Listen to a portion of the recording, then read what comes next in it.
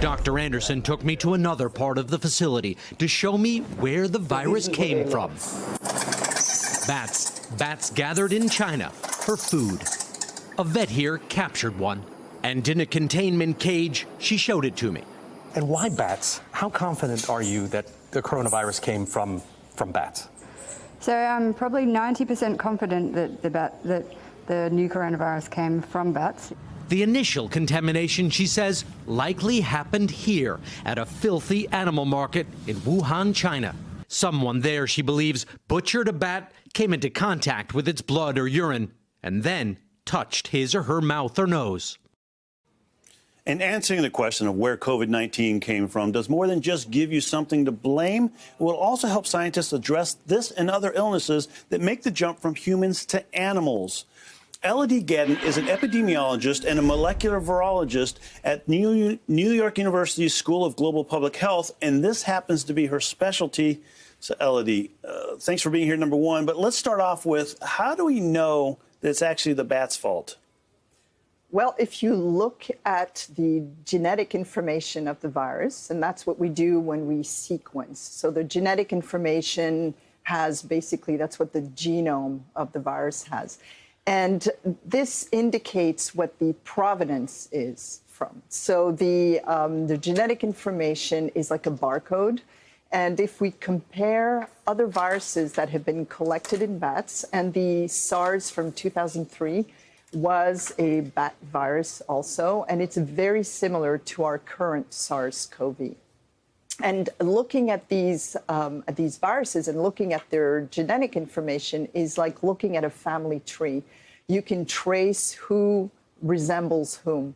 And that's what we're doing exactly with this virus. So they're able to look at the virus in humans and trace it all the way back and say, this is where it started. It started with these animals, in this case, bats. That's right. So if you compare that information, it's basically so similar that for that to happen randomly is practically impossible. So we know the ancestor of the virus in humans had to be a bat virus.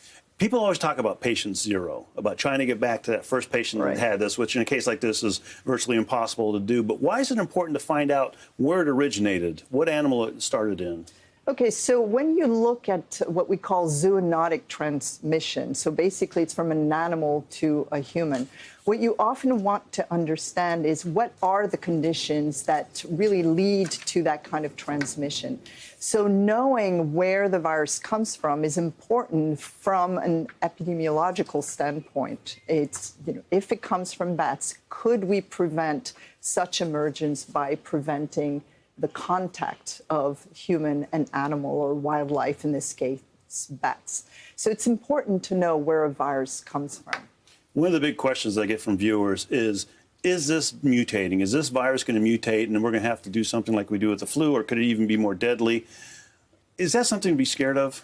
Well, a virus always mutates. Just by nature, viruses mutate quite quickly, and that's part of their adaptation to their new hosts. And so it will mutate, and it's very possible that it'll be like flu, where the mutations will lead to new surface proteins, and that's what our immune system recognizes, are basically the proteins on the surface of the virus. And the virus, it's possible that coronavirus will be like flu, where although now we're all susceptible and we will eventually, we suspect maybe 70 to 80% of us will catch it, that means we will have some resistance against that version of the virus. And it's possible that it becomes a seasonal coronavirus like we see in the human population. We have human coronaviruses that come back every year.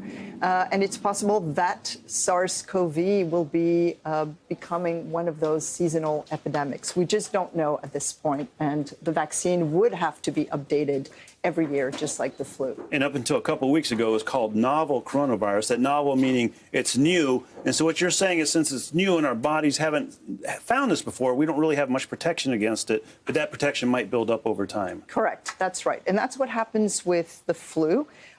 All flu, seasonal flu that we see today were pandemics decades ago. So the 1918 flu that we always talk about as the worst pandemic we've seen in our history actually is now a seasonal flu, or became a seasonal flu until we had another pandemic in 2009. And this one also has become a seasonal flu. Hey, NBC News viewers, thanks for checking out our YouTube channel. Subscribe by clicking on that button down here, and click on any of the videos over here to watch the latest interviews, show highlights, and digital exclusives. Thanks for watching.